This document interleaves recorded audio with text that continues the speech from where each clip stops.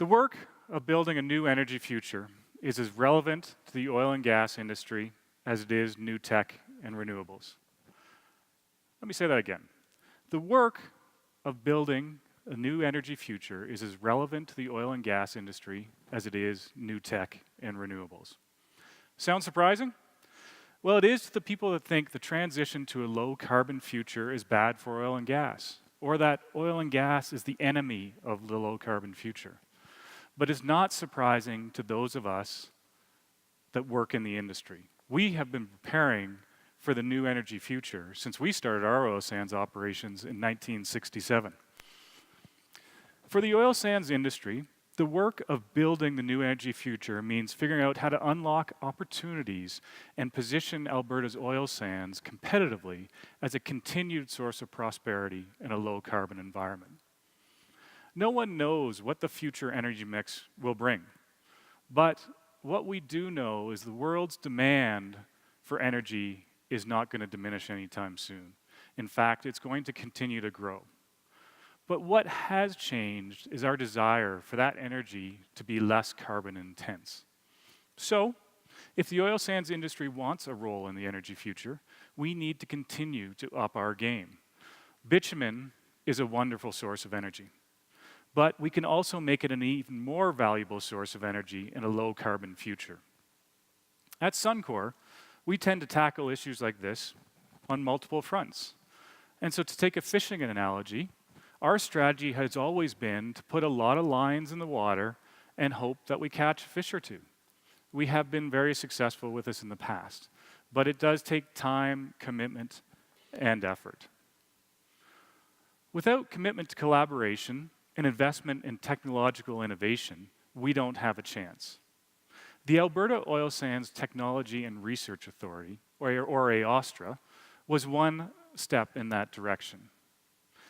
Austra was a partnership that began in the 1970s between industry and the Alberta government with a focus on commercializing the oil sands resource, because at the time, it wasn't really economically viable. Austra was no quick fix. But after many successes and failures, it did produce a technology called steam-assisted gravity drainage, or SAGD. SAGD has been a technology that's been foundational to the oil sands industry growth. The oil sands now represents 2.5 million barrels per day of production, and it is one of Canada's economic powerhouses. Austra was one line that we put in the water with the hope of making the oil sands economic, but it didn't specifically tackle the issue of climate change. This is what COECA was formed to do in 2012.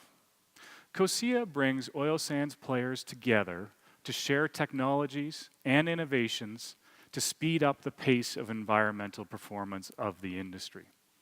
Now, COECA is still in its infancy, and it's not without its challenges, but it has resulted in the sharing of 936 distinct technologies with a combined investment of well over $1 billion, and we have made real improvements in our environmental performance. Now, COECA has not solved the problem of meeting the global energy demand while reducing our emissions, but it is certainly, and I guarantee you, a step in the right direction.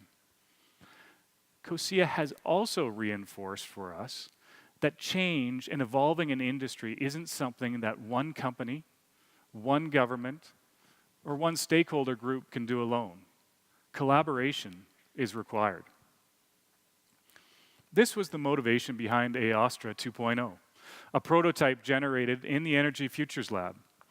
Inspired by the original Austra, a diverse group of fellows from industry, government, academia, technology developed a framework for collaborating on ways to dramatically reduce the carbon footprint of the oil sands, improve its economics, and ensure it is a continued source of prosperity for Alberta in the long run.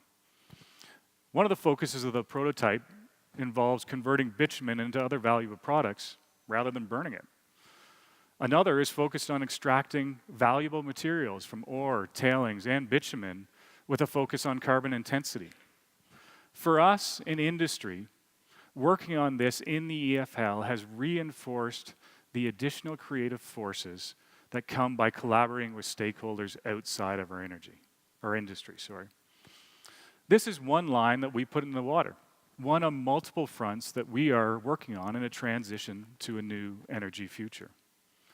What's the goal of all this work?